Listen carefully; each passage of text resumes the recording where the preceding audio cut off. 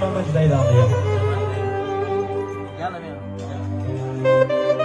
Sarham. Burada genç şairimiz Mehmet Leyla'lı. Yarman seni sevmaktan, yarman seni sevmaktan vazgeçmedim, geçmem hiç. İster ikrah gelmenden, istirse da kanım hiç.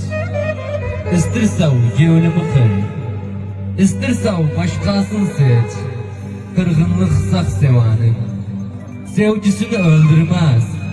Yevlimde gene sever, bes kimseye bildirmez.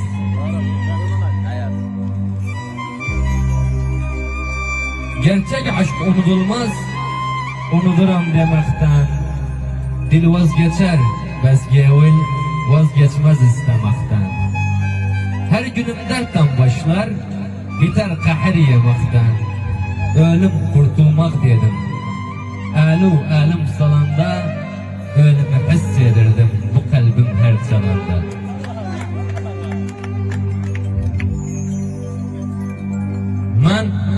Ben bir günde sevmedim, bir anda silip attım. Korkma, bu sevda bitmez, bitmeyince hayatım. Ben bir günde sevmedim, bir anda silip attım. Korkma, bu sevda bitmez, bitmeyince hayatım. Aşkımı kalpte gömmek oldu benim kısmetim. Nanca gevlimi kırsav, hiç rahmetmese o bana. Dedim elimde dayı, severim seni gene baba bir gün.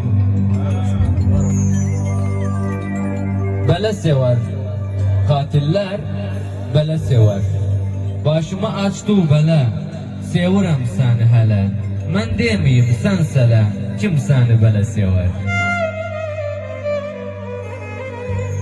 Bu benim yalan ömrüm, eyledi kalan ömrüm. Gençliğimi apardı, sen oldu çalan ömrüm. Bağvansız bir bak kimi, baharda solan ömrüm. Çok ayrılıklar gördüm, cepaydan dolan ömrüm.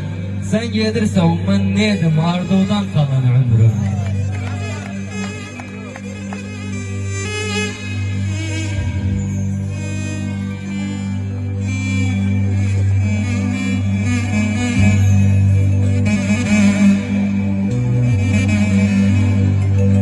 Aldı pistan fakine, görmeginen sakine. Ögünden sen gidəni, aynı dəlli takine. Demişdi koydum özüm, bensiz gülmez bilirim. Ben indilərən çok da bu sözüme gülürüm. Sağ olun, var olun.